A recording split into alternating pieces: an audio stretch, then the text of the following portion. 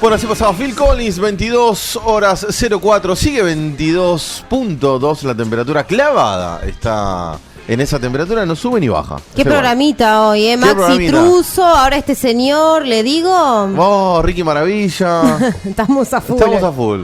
Bueno, tuve la oportunidad de hablar con él en la pandemia. Es verdad. Cuando estábamos todos encerrados. Tuvo la y amabilidad, ahora me vuelvo sí. a dar el privilegio, pero ahora con todo abierto. Ahora participo yo, que la otra vez no podía. Exactamente, y los teatros están a 1000. Temporada de verano viene a 1000. En Buenos Aires, en todos lados tenés teatro. Con el señor estuvo con los teatros cerrados y ahora con los teatros abiertos. Exactamente. Qué placer que nos vemos nuevamente. Bienvenido a Punto de Encuentro, el señor Carlos Rottenberg. Bienvenido. Hola, ¿cómo les va? Buenas noches. ¿Cómo anda, Carlos?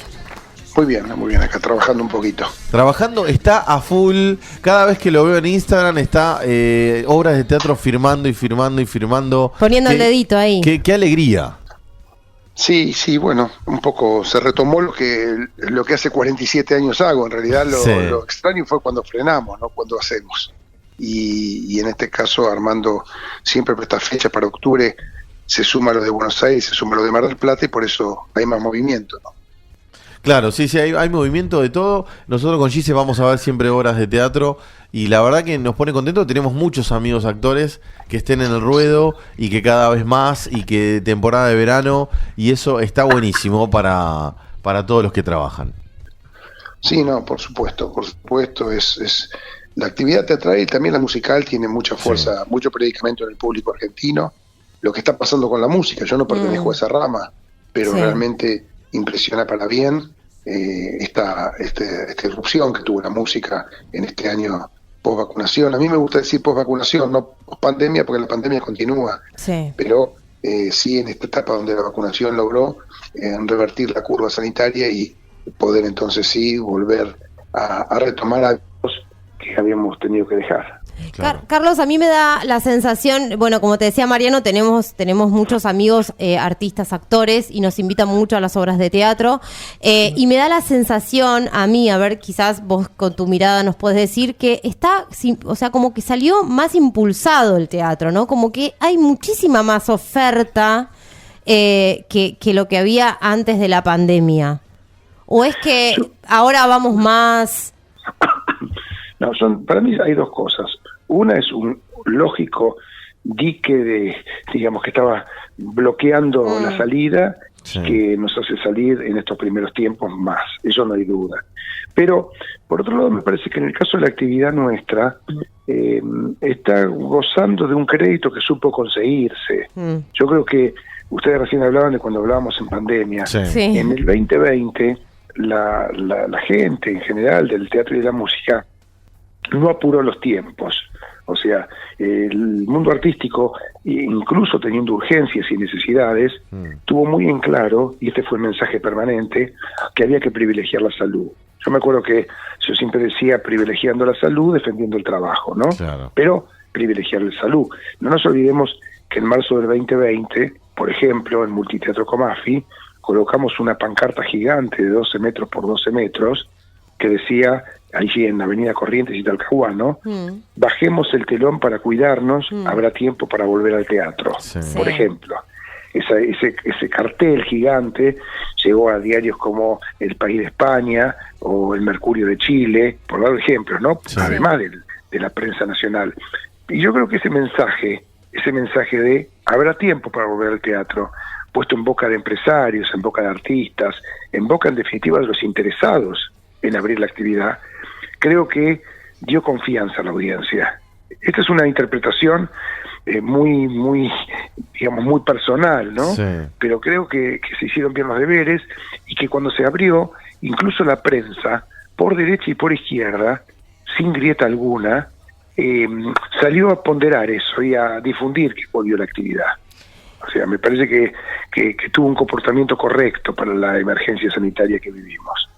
Incluso, Carlos, te escucho y además, bueno, hoy viendo e investigando un poco y recordando un poco lo que sucedía con los teatros, nosotros fuimos al teatro en pandemia, o sea, en las primeras aperturas que hubo, en las primeras funciones, que se agradecían 3, 4, 5, 10 personas, 10 espectadores con barbijo ahí aplaudiendo, y que los cuidados eran a rajatabla, o sea, nosotros teníamos la duda de ir, y sin embargo uno en el teatro, estando en el teatro con el barbijo y con todos los cuidados, nos sentíamos más cuidados y más protegidos que en cualquier otro ambiente, y eso se notó mucho.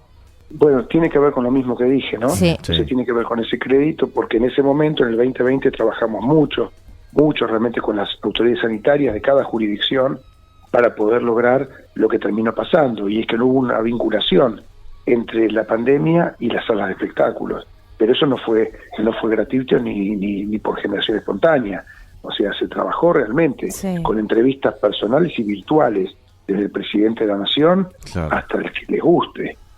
O sea que me parece, por eso dije que ese buen trabajo, de hecho, hoy justamente le comentaba a un amigo de la profesión, y le decía, ¿te aburriste en la pandemia? Y le dije, ¿cómo me voy a aburrir si además de hacer protocolos 3 veces por día, terminé haciendo, por ejemplo, más notas periodísticas en el 2020 que en los 45 años anteriores de trabajo? Sí, es real. O sea, era todos los días hablando de lo mismo. Y además, vinculando, eso por el rol de presidente de la Cámara de Teatro y Música, ¿no? Vinculando con las otras entidades de comunidades como la de Nueva York, la de Londres, la de México, la de España, donde nos íbamos pasando los datos de cómo funcionaba la pandemia / el teatro / la música en cada país. Claro, sí, tal cual. Carlos, ¿cómo ves esta temporada que viene?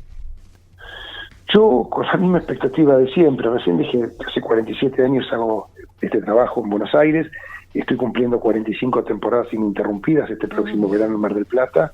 Llevo la programación como me gusta hacerla a mí, lo más ecléctica posible, dentro de lo que llamamos el circuito del teatro comercial. Digo esto para separarlo de lo que es el circuito de teatro independiente o el teatro público, ¿no?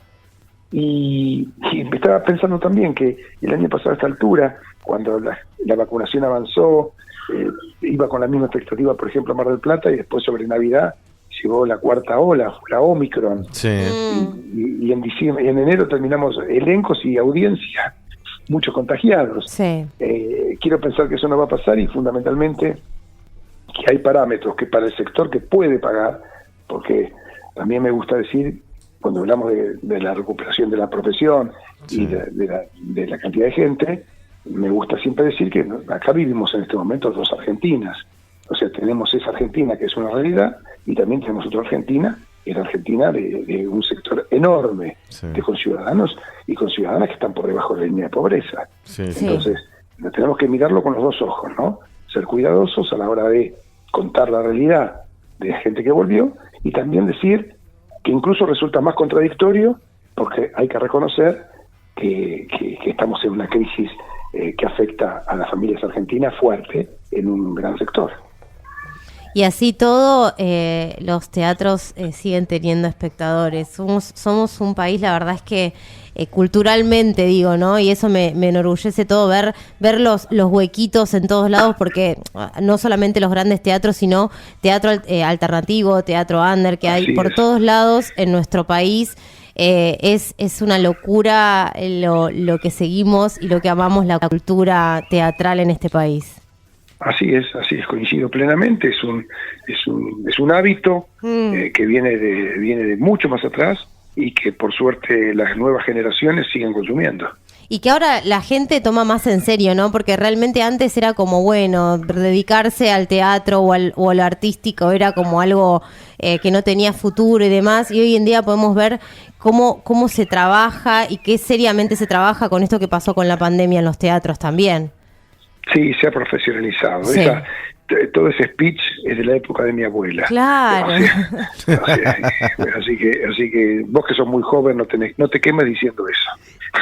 No, pero digo, a ver, yo cumplo 40 años dentro de muy poquito, y sin embargo cuando iba a estudiar danza clásica, mi mamá me decía, tomalo como un hobby, mirá que Claro, no llega a bueno. todo el mundo, y tengo o sea, cumplo 40, digamos, tampoco soy tan joven, pero Bueno, déjame que te diga más joven. Bueno.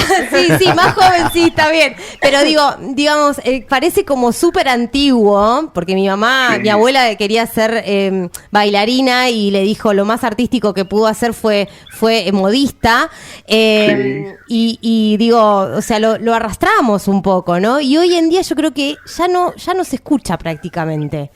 No, por eso se ha profesionalizado, la profesión ha cambiado para bien en ese sentido, y fundamentalmente porque hay mucho talento argentino. Yo Sí. siempre no me cansaré de reiterar que si no hubiese talento, ese ida y vuelta con el público no podría haber existido. Totalmente. O sea, puede haber casos fortuitos, puede haber paracaidistas como cualquier profesión, puede haber alguien que se hace famoso de la noche a la mañana, pero la verdad que lo que sostiene nuestra profesión es el talento de algunos. Y, Sí, tal cual. y por suerte esos algunos son muchos.